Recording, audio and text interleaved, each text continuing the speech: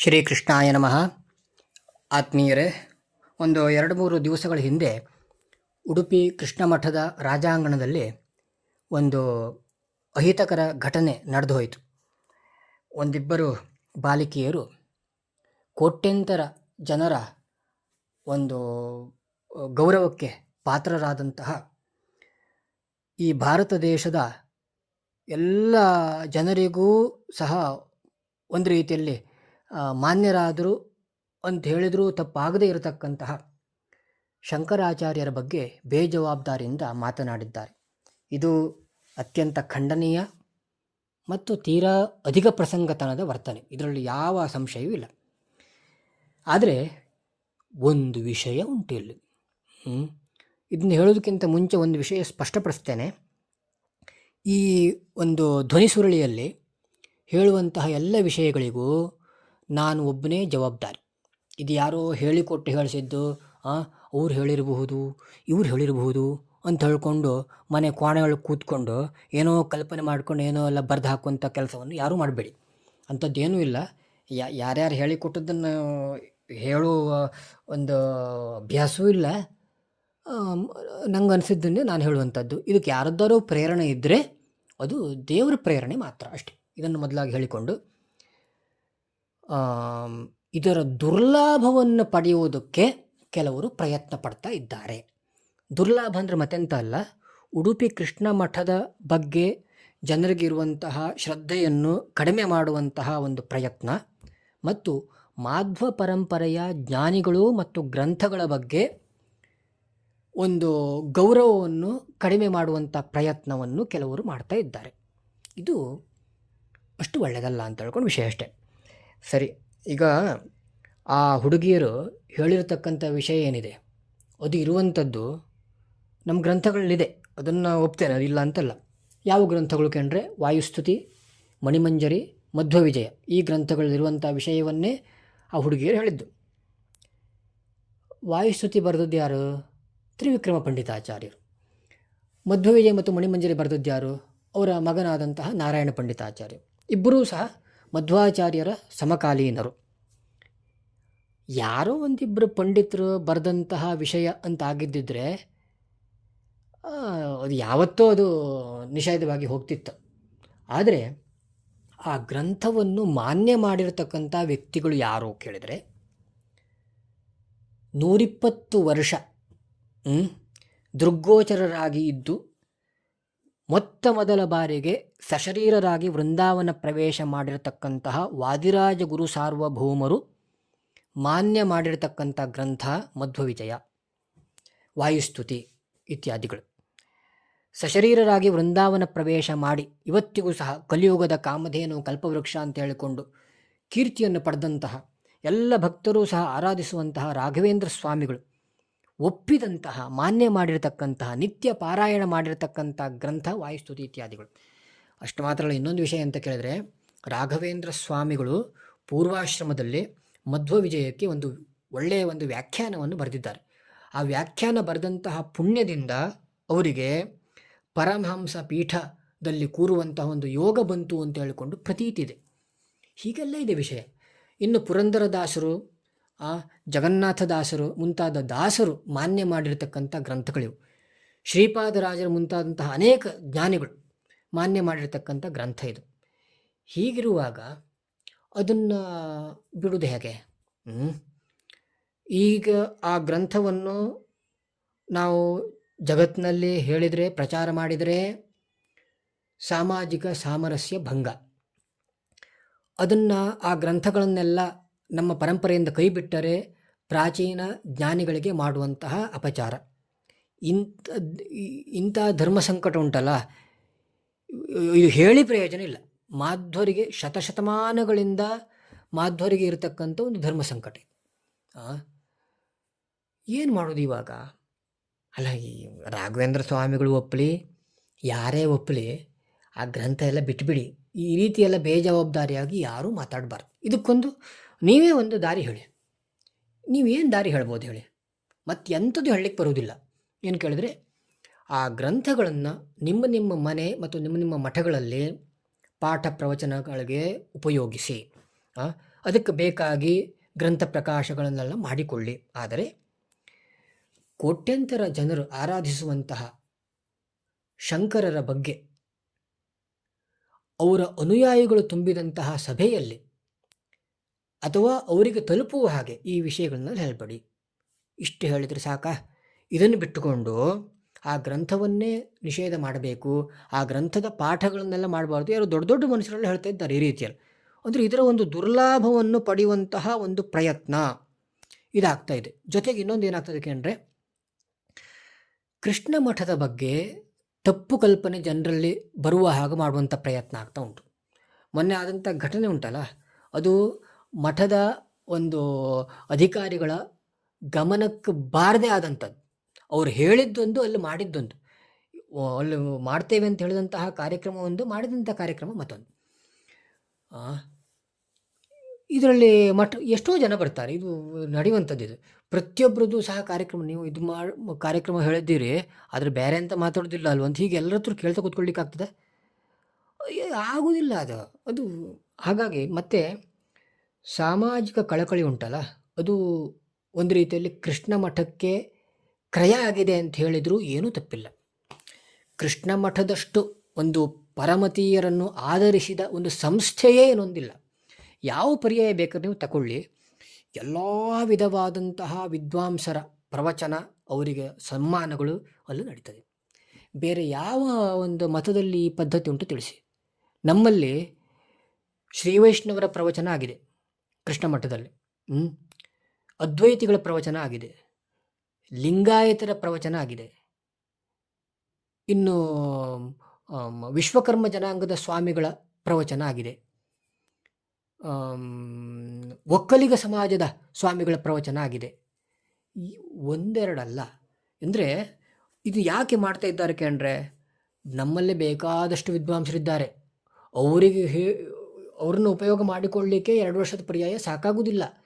ಹೀಗಿರುವಾಗ ಬೇರೆ ಜನಾಂಗದ ವ್ಯಕ್ತಿಗಳನ್ನು ಯಾಕೆ ಕರೆಸ್ತಾರೆ ಕೇಳಿದರೆ, ಅದೊಂದು ಸಾಮಾಜಿಕ ಕಳಕಳಿ, ಇಷ್ಟು ಬಿಟ್ಟರೆ ಮತ್ತು ಬೇರೆ ಯಾವ ಉದ್ದೇಶವೂ ಇಲ್ಲ. ಸಮಾಜದಲ್ಲಿ ಪರಸ್ಪರ ಜನಾಂಗಗಳ ಮಧ್ಯೆ ಒಂದು ಸಾಮರಸ್ಯ ಬೇಕು ಎನ್ನುವಂಥದ್ದು ನಿಟ್ಟಿನಲ್ಲಿ ಕೃಷ್ಣ ಮಠ ಮಾಡಿದಂಥ ಪ್ರಯತ್ನಕ್ಕೆ ಲೆಕ್ಕ ಇಲ್ಲ.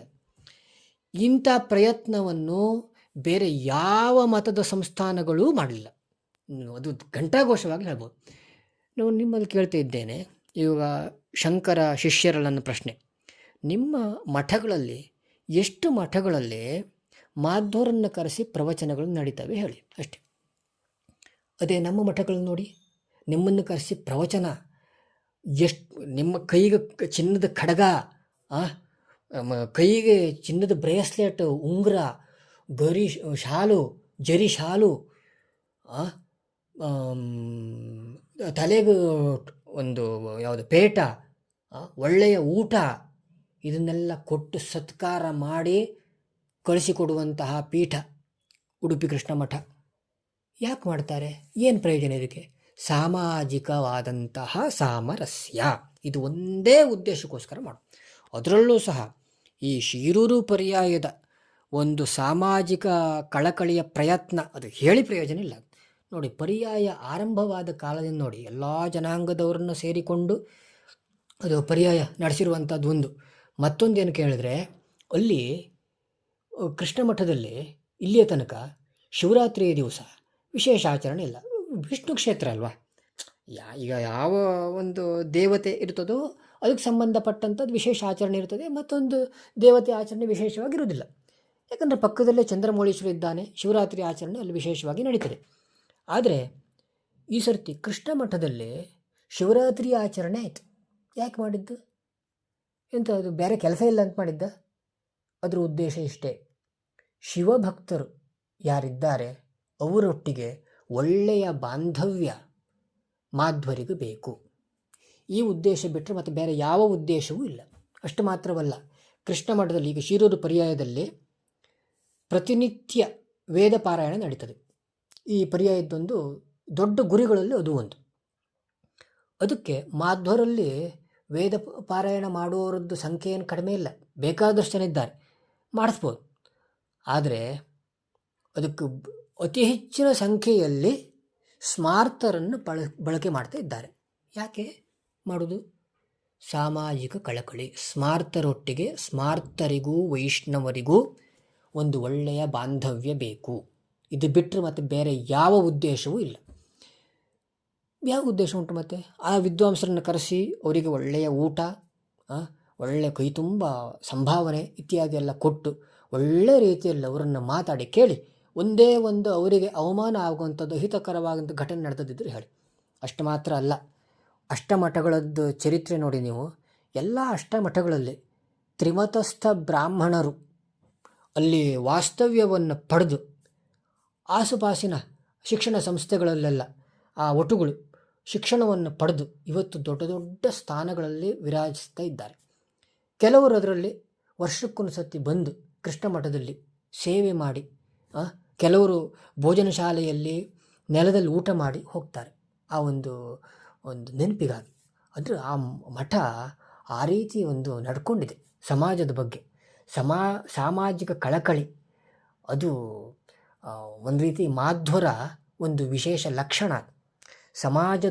ಸಮಾಜಮುಖಿಯಾಗಿ ಇರಬೇಕೆನ್ನುವಂತಹ ಉದ್ದೇಶದಿಂದಾಗಿ ಸ್ವಾಮಿಗಳು ಸಹ ಸಾಮಾನ್ಯ ಜನರಂತೆ ಸಾಮಾನ್ಯ ಜನರಲ್ಲಿ ಜನರಾಗಿ ಬೆರೆತು ಕೆಲವು ಯೋಜನೆಗಳನ್ನೆಲ್ಲ ಕೆಲವು ಕಾರ್ಯಗಳನ್ನೆಲ್ಲ ನಡೆಸಿದ್ದಾರೆ. ಅಂದರೆ ಸಾಮಾನ್ಯ ಒಟ್ಟಿಗೆ ಇದ್ದು ಇವತ್ತು ಬೇರೆ ಜನಾಂಗದ ಕೆಲವು ಸ್ವಾಮಿಗಳಲ್ಲಿ ಅವರು ಕೂತ್ಕೊಳ್ಳುವಂತಹ ಆಸನ ಪೀಠ ಇತ್ಯಾದಿಗಳಲ್ಲೆಲ್ಲ ಉಳಿದವರಿಗಿಂತ ಒಂದು ರೀತಿಯ ಒಂದು ವಿಶೇಷವನ್ನು ಒಂದು ಕಾಪಾಡಿಕೊಳ್ಳಲಾಗ್ತದೆ. ತಪ್ಪಂತ ಹೇಳಿದ್ರೆ ಅವರ ಸಂಪ್ರದಾಯ ಬಿಡಿ. ಆದರೆ ಕೃಷ್ಣ ಮಠದ ಒಂದು ಅಥವಾ ಮಾಧ್ವ ಸಮಾಜದ ಒಂದು ವ್ಯವಸ್ಥೆ ನೋಡಿ, ಎಲ್ಲರ ಒಟ್ಟಿಗೆ ಸಮಾನವಾದಂಥ ಪೀಠದಲ್ಲಿ ಕುಳಿತು ಅವರೊಟ್ಟಿಗೆ ಆತ್ಮೀಯವಾಗಿ ವ್ಯವಹಾರ ಮಾಡಿ ಕಾರ್ಯಕ್ರಮಗಳು ನಡೆಸ್ತಾರೆ. ಎಲ್ಲಿದೆ ಸಾಮಾಜಿಕ ಕಳಕಳಿ ಅಂತ ಹೇಳ್ಕೊಂಡು ವಿಚಾರ ಮಾಡಿ. ಇದೆಲ್ಲ ಜನರು ನೋಡ್ಕೊಂಡು ಬಂದದ್ದು. ಕೆಲವು ಸತಿ ಏನಾಗ್ತದೆ ಕೇಳಿದರೆ, ನಾವು ಹೆಚ್ಚೆಚ್ಚು ಒಳ್ಳೆಯ ಕೆಲಸ ಮಾಡಿದಾಗಲೂ ಸಹ ಟೀಕೆ ಟಿಪ್ಪಣಿಗಳು ಜಾಸ್ತಿ.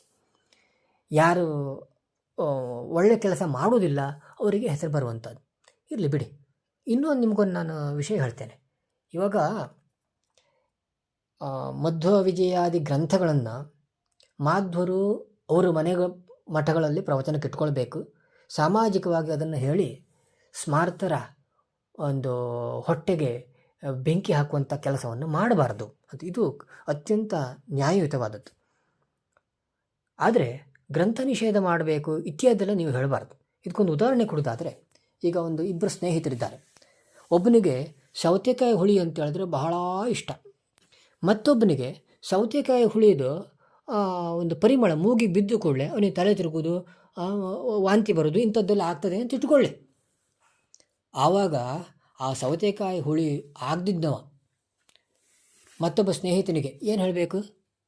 ನನ್ನ ಎದುರು ಸೌತೆಕಾಯಿ ಹುಳಿ ಹಾಕ್ಕೊಂಡು ಊಟ ಮಾಡಬೇಡ.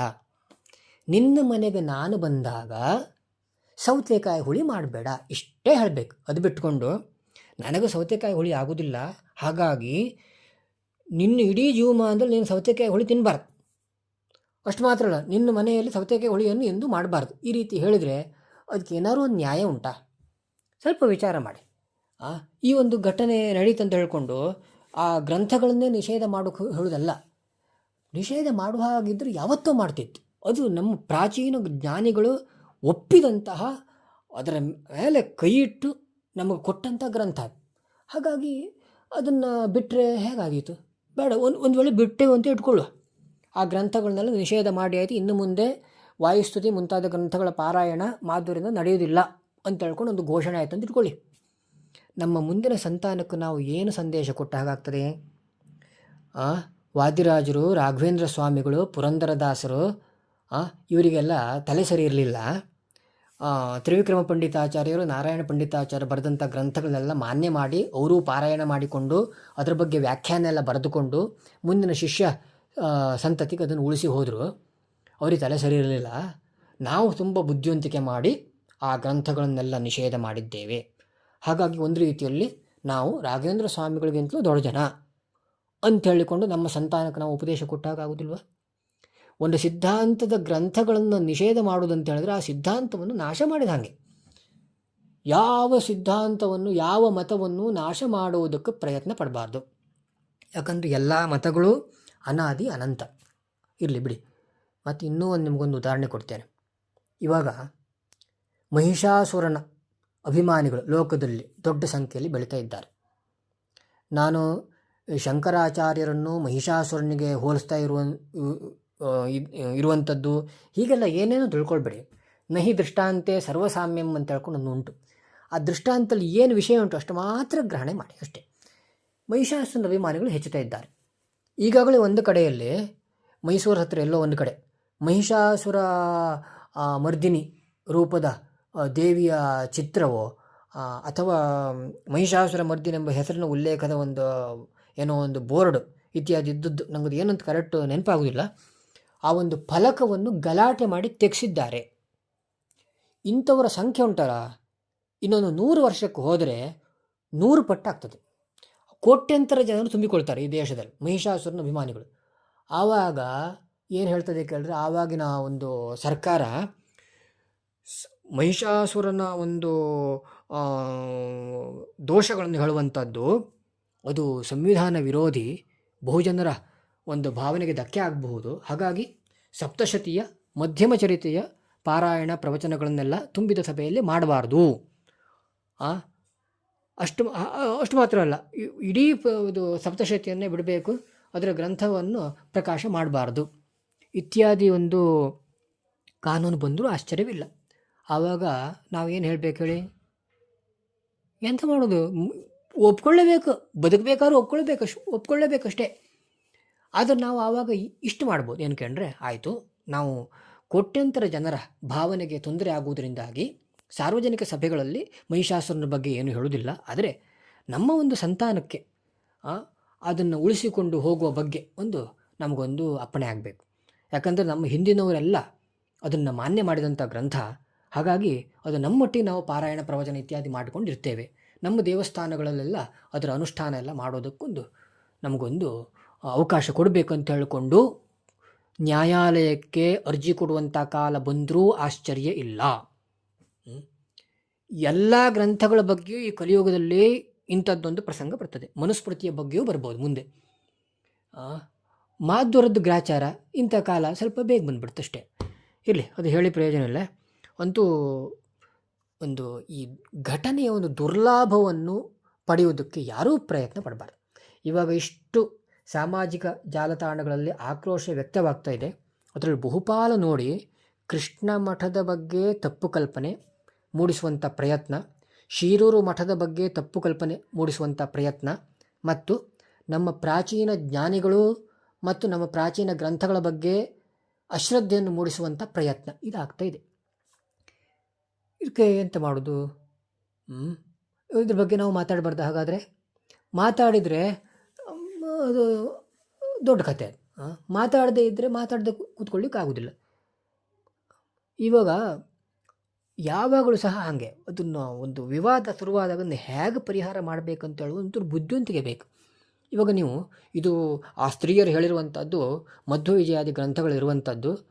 ಅಲ್ಲಿ ಸುಳ್ಳು ಹೇಳಿದ್ದಾರೆ ನಾರಾಯಣ ಪಂಡಿತಾಚಾರ್ಯರು, ತ್ರಿವಿಕ್ರಮ ಪಂಡಿತಾಚಾರ್ಯರು ಇವರೆಲ್ಲ ಅಂತ ಹೇಳಿದಾಗ ಮಾಧ್ವರಾದಂಥ ನಾವು ಏನು ಮಾಡಬೇಕಾಯ್ತು ಹೇಳಿ? ಎಲ್ಲಿ ಸುಳ್ಳು ಹೇಳಿದ್ದಾರೆ ತೋರಿಸು ಅಂತ ಹೇಳಿಕೊಂಡು ನಾವು ಹೇಳಬೇಕೋ ಬೇಡವೋ? ನಿನಗೆ ಸಾಮರ್ಥ್ಯ ಇದ್ದರೆ ವಾದಕ್ಕೆ ನಾನು ಇದ್ದಲ್ಲಿಗೆ ಬರ್ತೇನೆ, ವಾದ ಮಾಡೋಣ, ನಾವು ಅದನ್ನು ಪ್ರಮಾಣ ಪುರಸ್ಸರವಾಗಿ ಅಲ್ಲಿ ಹೇಳಿದ್ದು ಸತ್ಯ ಅಂತ ಹೇಳ್ಕೊಂಡು ಸಾಧಿಸ್ತೇನೆ. ನಿನ್ನಲ್ಲೇ ಪ್ರಮಾಣ ಇದ್ದರೆ ನೀನು ನಿನ್ನ ಪರವಾಗಿ ಇರುವಂಥ ವಿಷಯವನ್ನು ಸಾಧಿಸು ಅಂತ ಹೇಳ್ಕೊಂಡು ನಾವು ಹೇಳಬೇಕೋ ಬೇಡವೋ? ಇದು ಹೇಳಿದ್ರೆ ಗಲಾಟೆ. ಹಾಗಾಗಿ ನಾವು ಆ ರೀತಿ ಪಂಥಾಹ್ವಾನ ಕೊಡುವುದಕ್ಕೆ ನೀವು ಅವಕಾಶವೇ ಕೊಡಬಾರ್ದು. ಹಾಗಾಗಿ ಏನು ಹೇಳಬೇಕಂತೇಳಿದ್ರೆ ಇಷ್ಟೇ ಹೇಳಬೇಕು, ಸಾರ್ವಜನಿಕ ಸಭೆಯಲ್ಲಿ ಇದು ಹೇಳಿದ್ದು ತಪ್ಪು. ಅದು ನಾನು ಬೇಕಾದರೆ ಒಂದು ಬಂಗಾರದ ಹಾಳೆಯಲ್ಲಿ ಬೇಕಾದ್ರೆ ಬರೆದು ಕೊಡ್ತೇನೆ ನಿಮಗೆ, ಅದು 100ಕ್ಕೆ 100 ಹೌದು. ಸಾರ್ವಜನಿಕ ಸಭೆಯಲ್ಲಿ ಹೇಳುವಂಥ ವಿಷಯವೇ ಇದಲ್ಲ. ಯಾಕಂತೇಳಿದ್ರೆ ಅದು ಹೊಟ್ಟೆಗೆ ಬೆಂಕಿ ಬಿದ್ದಾಗ ಆಗ್ತದೆ. ಅದು ನಮಗೆ ಅರ್ಥ ಆಗ್ತದೆ. ಯಾರು ಒಬ್ಬ ವ್ಯಕ್ತಿಯನ್ನು ಗುರು ಅಂತ ಹೇಳಿಕೊಂಡು ಆದರ ಮಾಡಿಕೊಂಡು ಬಂದಿದ್ದಾನೋ ಅಂತಹ ಗುರುವಿನ ಒಂದು ದೋಷವನ್ನು ಹೇಳಿದಾಗ ಆಗುವಂಥ ಸಂಕಟ ಉಂಟಲ್ಲ, ಅದು ಹೇಳಿ ಪ್ರಯೋಜನ ಇಲ್ಲ.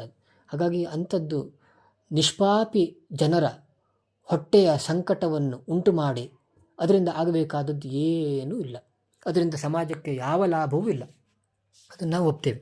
ಆದರೆ ಇದರ ಹಿನ್ನೆಲೆಯಲ್ಲಿ ಮೆಲ್ಲ ಈಗ ಒಂದು ಮನೆಗೆ ಬೆಂಕಿ ಬಿದ್ದಾಗ ಒಂದು ಚಳಿ ಕಾಸುವಂತಹ ರೀತಿಯಲ್ಲಿ ಕೆಲವರ ವರ್ತನೆ ಕಾಣ್ತದೆ. ಹಾಗಾಗಿ ಕೆಲವು ದೊಡ್ಡ ದೊಡ್ಡ ಮನುಷ್ಯರೆಲ್ಲ, ಬ್ರಾಹ್ಮಣ ಸಂಘಕ್ಕೆ ಸಂಬಂಧಪಟ್ಟಂಥ ವ್ಯಕ್ತಿಗಳೆಲ್ಲ ಒಂದು ರೀತಿ ಆ ಗ್ರಂಥಗಳನ್ನೇ ನಿಷೇಧ ಮಾಡಬೇಕು, ಅದರ ಪಾಠ ಪ್ರವಚನ ನಡೆಯಬಾರ್ದು, ಹೀಗೆಲ್ಲ ಹೇಳ್ತಾ ಇದ್ದಾರೆ. ಇದೆಲ್ಲ ಒಪ್ಪತಕ್ಕಂಥ ವಿಷಯವೇ ಅಲ್ಲ. ಸಾರ್ವಜನಿಕ ಸಭೆಯಲ್ಲಿ ಯಾರು ಹೇಳಿದರೂ ತಪ್ಪು, ಅದ್ರ ಬಗ್ಗೆ ಸ್ವಲ್ಪ ಜಾಗ್ರತೆ ಮಾಡಬೇಕಷ್ಟೇ, ಬಿಟ್ಟರೆ ಮತ್ತಿದ್ರಲ್ಲಿ ಬೇರೆ ಯಾವುದೇ ಒಂದು ವಿಷಯ ಇಲ್ಲ. ಆಮೇಲೆ ಅದೇ ಮತ್ತೆ ಹೇಳಿದಾಗೆ ಇದು ಯಾರು ನನಗೆ ಹೇಳಿಕೊಟ್ಟು ಹೇಳಿದಂಥ ವಿಷಯದಲ್ಲ, ಯಾರ್ಯಾರು ಹೇಳಿಕೊಟ್ಟದ್ದನ್ನು ನಾನು ಹೇಳುವಂಥ ಜನವೂ ಅಲ್ಲ. ಇನ್ನೇನಕ್ಕೆ ಅಂದರೆ ತುಂಬ ಜನ ಅದ್ವೈತಿಗಳೆಲ್ಲ ಒಟ್ಟು ಸೇರಿಕೊಂಡು ಗಲಾಟೆ ಮಾಡ್ತಾಯಿದ್ದಾರೆ. ಅವರು ನಮಗೇನಾದರೂ ತೊಂದರೆ ಮಾಡ್ಬೋದು ಎನ್ನುವಂಥ ಹೆದರಿಕೆ ಯಾವ ಮಾಧ್ವರಿಗೂ ಇಲ್ಲ, ನೆನ್ಪಿಟ್ಕೊಳ್ಳಿ. ಆ ರೀತಿ ಹೆದರ್ಕೊಂಡು ನಮ್ಮ ಪ್ರಯತ್ನ ಯಾವುದೂ ನಡೀತಾ ಇಲ್ಲ. ಆದರೆ ಒಂದು ಭಯ ನಮಗುಂಟು, ನಮ್ಮ ಒಳಗಿನ ಒಂದು ಏನು ಈ ಕಲಹ ಉಂಟು, ಇದರ ದುರ್ಲಾಭವನ್ನು ಹಿಂದೂ ವಿರೋಧಿಗಳು ಪಡೀತಾರೆ, ಇದು ನಮ್ಮ ಭಯ ಅಷ್ಟೇ. ಇದಕ್ಕೋಸ್ಕರ ನಾವು ಒಂದು ಸ್ಪಷ್ಟೀಕರಣ ಇತ್ಯಾದಿಗಳನ್ನೆಲ್ಲ ಕೊಡೋದಷ್ಟೇ ಬಿಟ್ಟರೆ ಮತ್ತು ಯಾರು ಹೆದರಿಕೆ ಇಲ್ಲ. ನನಗಂತೂ ಹೆದರಿಕೆ ಎಂಬ ಜಾತಿ ಇಲ್ಲ, ಯಾರಿಗೆ ಹೆದರೋದು ಇಲ್ಲ ನಾನು. ಇರಲಿ, ಅಂತೂ ಇದು ಎಡಪಂಥೀಯರು, ಹಿಂದೂ ವಿರೋಧಿಗಳು ಇವರೆಲ್ಲ ಇದನ್ನು ಈ ಮೆಂದು ಬಿಡ್ತಾರೆ. ರಂಗಾಗಿ ಇದನ್ನೆಲ್ಲ ಹೇಳಿಕೊಂಡು ಹಿಂದೂ ಸಮಾಜವನ್ನು ದುರ್ಬಲಗೊಳಿಸುವಂಥ ಪ್ರಯತ್ನಗಳು ನಡೀತದೆ. ಇದು ಆಗದೇ ಇರುವ ಹಾಗೆ ನೋಡಿಕೊಳ್ಳಬೇಕೆನ್ನುವಂಥ ಒಂದು ಜವಾಬ್ದಾರಿ ಎಲ್ಲ ವೈದಿಕರಲ್ಲೂ ಎಲ್ಲ ಹಿಂದೂಗಳಲ್ಲೂ ಇರಬೇಕಲ್ವ. ಇದು ವಿಶೇಷವಾಗಿ ಬ್ರಾಹ್ಮಣರಲ್ಲಿ. ಯಾಕೆ ಬ್ರಾಹ್ಮಣರಾದಂತಹ ನಿಮಗೆ ಈ ವಿಷಯದಲ್ಲಿ ಒಂದು ತಲೆ ಓಡ್ತಾ ಇಲ್ಲ? ಆ ಹುಡುಗಿಯರು ಹೇಳಿದ್ದು ಸಾರ್ವಜನಿಕವಾಗಿ ಹೇಳಿದ ತಪ್ಪಂತ ನಾವು ಹೇಳ್ತಾ ಇದ್ದೇವಲ್ಲ, ಅಷ್ಟು ಮಾತ್ರವಲ್ಲ, ಯಾರೇ ಹೇಳಿದರೂ ತಪ್ಪಂತ ಹೇಳ್ತಾ ಇದ್ದೇವಲ್ಲ.